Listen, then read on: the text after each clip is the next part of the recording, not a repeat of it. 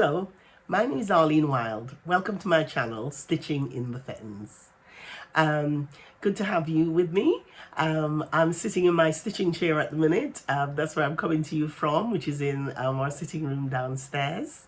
I've got my Lowry, nothing on it at the minute. And I've got my little stitching table next to me. And to my left, there's a lovely view outside onto the fens because we live in a very rural place, which is my very, well, I would say my childhood and lifetime dream of living in a rural place. We've been up in Lincolnshire in the United Kingdom now, in our cottage. We've been here now almost 3 years, and we're very much enjoying it. It's very rural, very agricultural, large, big skies. People complain that it's quite flat. But to be honest, what they're missing is what you lack on the ground, you make up for above. The skies are spectacular. And from time to time, I shall share the landscape with you. We shall do come with me's and go out into the landscape, and also some of the beautiful sunsets as well. I shall share some of those things with you as the time goes on. Predominantly, obviously, this is about my cross stitch, and if I explain a bit more about my background, you might understand why I work in a certain way with my stitching. Now, being an artist, and a textile artist at that, I have a vast, quite a good experience for the last 30 years of working with all sorts of textiles and studying textiles as well. The reason why I like to do my handwork, so I do my cross stitch, I do a bit of knitting, bit of crochet as well, little bit of patchwork rather badly. And the thing is, I work on the sewing machine for my professional work. So for my leisure work, I like to do things by hand, I like to do that. And so hence why I'm very interested in that. However, you will find that all sorts of things come into play. I dye a lot of my fabrics because I did 10 years studying City and Guilds. I did 6 years getting my diploma in stitch textiles, and that covered all the history of textiles, samplers, everything.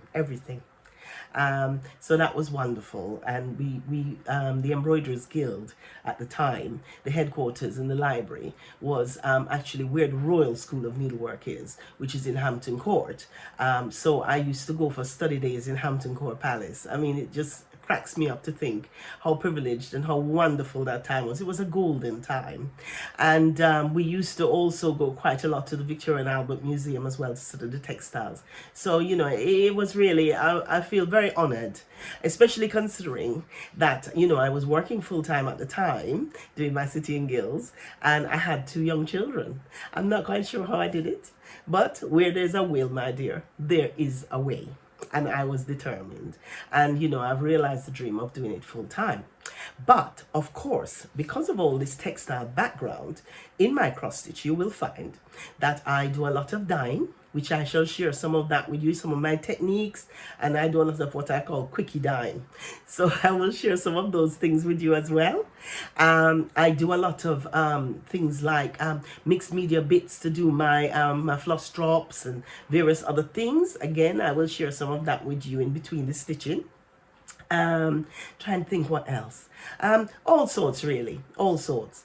And you will see whip parades and all the usual things, but I'm hoping to bring a little bit more of something to the table of my knowledge and my background, to share some of that with all of you out there and inspire you and encourage you as well to try things. I am also very much enjoying starting to make a few inroads into the stitching and the floss tube community. I don't know, I think I've been watching floss tube for about 2 or 3 years now, and I've sort of become acquainted with some of the people out there, and it inspired me to start to show some of my own adventures. However, the other reason why I'm doing it is I'm hoping that we will start to have more finishes, because what you will quickly realize is I have a lot of whips, a nice big fat stash, but not a lot on the wall, and that is a problem. So I'm thinking to myself, and I've already noticed it by joining a few of the cross stitch groups, that it has made me a bit more accountable, and I have started to have a few more finishes. So hopefully by doing the floss tube as well, apart from you sharing the journey with me, we will also get me a few more pieces on the wall, which is my desire. Anyway, my first episode shall be out shortly, and it will be a Floss Tube special.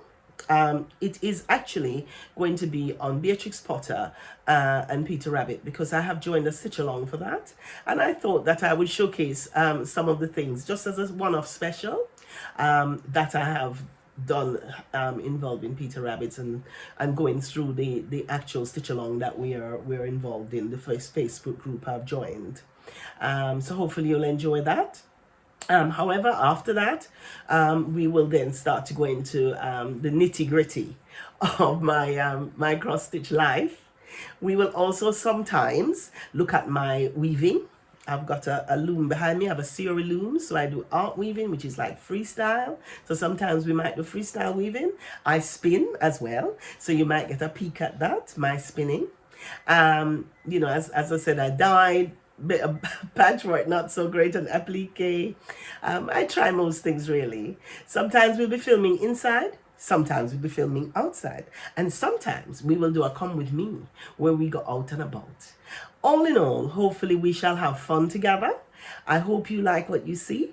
I hope you will like, subscribe, and tell all your friends. So let the adventure begin. Until the next time, goodbye.